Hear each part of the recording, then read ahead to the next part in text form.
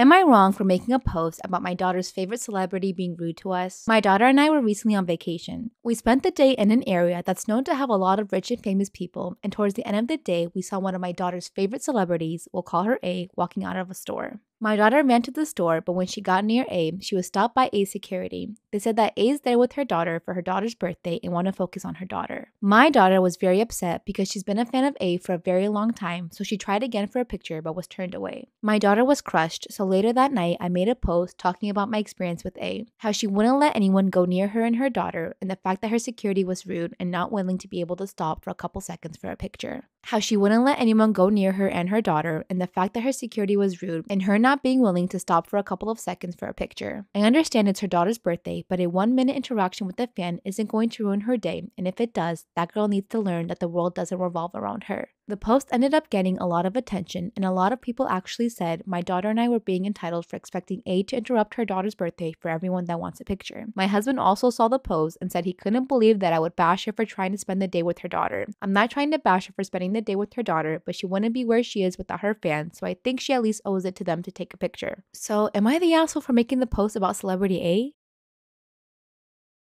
I'm 33 and my fiance 29 are getting married in August. We happen to share the same birthday, and our wedding is on the day after. My maid of honor, B, 25 female, also has the same birthday as us. So for the day before the wedding, I had suggested to Bex that she join us, mine and my fiance's family, for lunch and then help me to prepare for my wedding day. I also asked that she share the hotel room with me the night before so that she can be there for me the moment I wake up, to support and calm me. She agreed to stay in the hotel with me, but was a bit vague about agreeing to lunch, as she said she didn't know if she would have plans. This was a few weeks ago. Skip to today, and Bex's husband, Lee, messages me to say that he's organized a romantic day out for Bex's birthday, ending with a concert. He told me that it was going to be a surprise for her, so he was letting me know in advance so that I could plan for her absence the day before the wedding. I'll admit that I became sharp with Lee. I told him it was inconsiderate of him to book something for Bex the day before my wedding when he knew that she had responsibilities. Lee told me I was a crazy bridezilla if I thought that I was going to make Bex do slave labor on her birthday. Bex is really good at organizing and she loves to help. I don't think she'd see it that way. Lee did say that if Bex still wanted to come back to my hotel room after the concert, that he wouldn't stop her, but that I absolutely cannot have her during the day. I went to one of my bridesmaids, Val, 29 female, and she agreed with Lee that I obviously have to let Bex go off and enjoy her birthday. I told Val that I was annoyed that Lee hadn't even asked me if I could spare Bex. He had just told me that she wasn't going to be available. I also said that Lee hadn't even offered me his concert ticket so that Bex, my maid of honor, and I could have a fun evening together the day before my wedding. She told someone what I said, and now I'm getting hateful messages from my other bridesmaids and friends saying I can't behave that way. For everyone asking why I'm relying on Bex so much, it's because my fiance hasn't been much help during the whole process, so I obviously need someone to lean on and talk to about my vision for the day. I also can't afford a wedding planner. All I wanted was to spend the day before my wedding with my maid of honor. Am I really the a-hole here? I took myself on a movie date to see In the Heights, and I went to the movies one other time this year, and it was amazing because I just went in and I sat in the middle of a completely empty theater, and if anybody did buy a ticket, I was told that they were required to choose a seat that was at least 6 seats away from me at all times, and I was like, this is amazing. This is how movies should be all the time.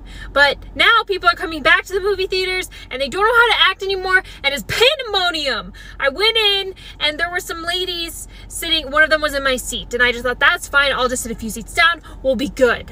We were not all good because this lady came in with a bunch of kids and I thought, oh, how cute, they're having a family day. And then they walked straight to me and I thought, oh no.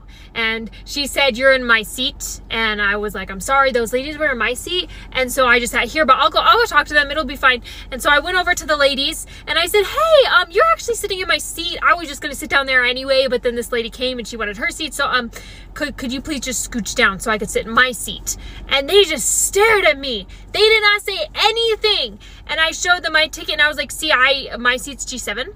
And you're sitting in G7, so if you guys could just scoot down, it would be great, because then we'd all have our seats.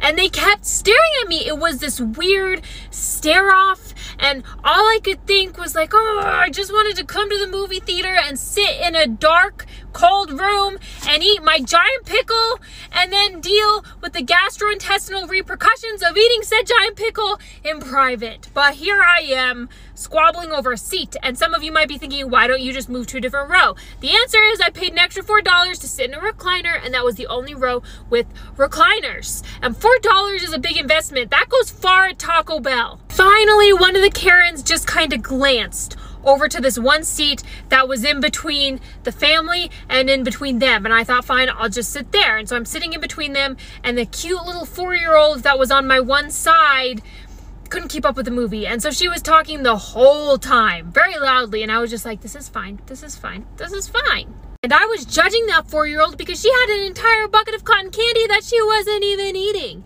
And I did consider moving at that point, but I thought, what if the mom knows that I'm moving because I'm annoyed with her child? Heaven forbid I do anything that could potentially maybe hurt a stranger's feelings. Then the 4-year-old started eating popcorn with her mouth open. And I was like, nope, nope.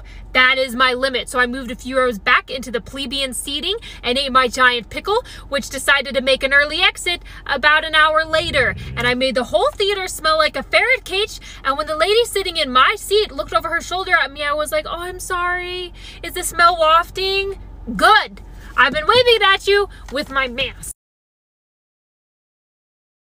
Am I the asshole for refusing to give my daughter her room back? I'm a father of 2. Natalie, age 24, and Jonathan, age 17. Jonathan had mobility issues throughout his childhood, and it got worse as he grew up. He became a full-time wheelchair user 2 years ago after he had a serious accident that left him in worse state than he was before. Natalie moved out for college at the age of 18 and then moved in with her now ex-boyfriend. Now, I need to mention that because Natalie is my oldest, she had the bigger room in the house. Jonathan had the smaller room, which was fine by him, but now it's different. With the major changes in his life and needing a wheelchair to move around, I have considered to move him into Natalie's old room that she hasn't used in years. I first called her to let her know, and she gave me the green light to go ahead and do what's best for her brother and make his life easier. I renovated it and added things in it to accommodate Jonathan's needs, and it cost money. Remember, this was almost 2 years ago. A few days ago, Natalie called saying she had a huge fight with her now ex-boyfriend after she caught him with someone and was staying at a hotel. We talked a little, and she asked me to empty her bedroom and move Jonathan back to his old room because she wanted hers back and said it'd be cool if her mom and I prepare it for her when she moves in with us. I was taken aback completely. I said I can't move Jonathan out since he needs the room. I explained he needs the space to move freely, but she said it's her room no matter how many years she has been away from home. I called her unreasonable and reminded her that she said I could give the room to Jonathan, but she said she wants it and expects to have it back now. We went back and forth on this issue, and I refused to give it back to her. She threw a fit, saying I should be supporting her and giving her shelter in this hard time, and I replied, I know she's struggling, and she's welcome to come, but the room was off limits. She got more upset, saying I was favoring Jonathan over her, and got my wife feeling guilty, saying she will be staying at the hotel until we tell her her room was ready for her, which I declined to do and said she could stay there then.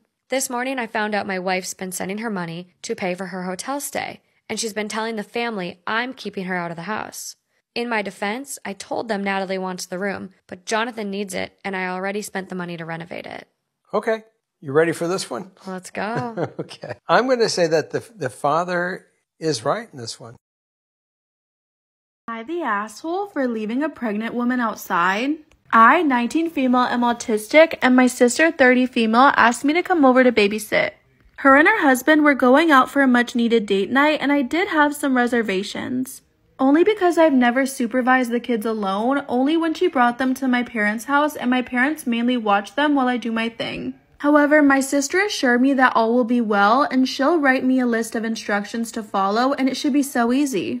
I asked if I could bring a friend over with me, but she said no, and under no circumstances am I allowed to bring strangers in her house. Anyways, 3 hours in, and a pregnant lady comes knocking on the door. And honestly, she looked really distressed. Am I the asshole for leaving a pregnant woman outside? She said she's the next door neighbor and that she forgot her keys at home and has no place to stay until her husband comes back. Also that she feels dizzy and is just not feeling well in general.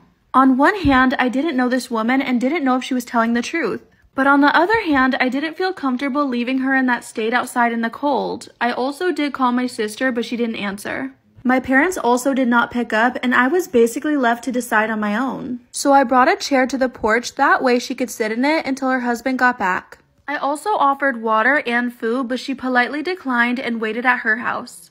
It took her husband 2 hours, and I saw her crying at some point. My sister lashed out at me when she got home, and my parents reprimanded me on taking things serious and being an idiot.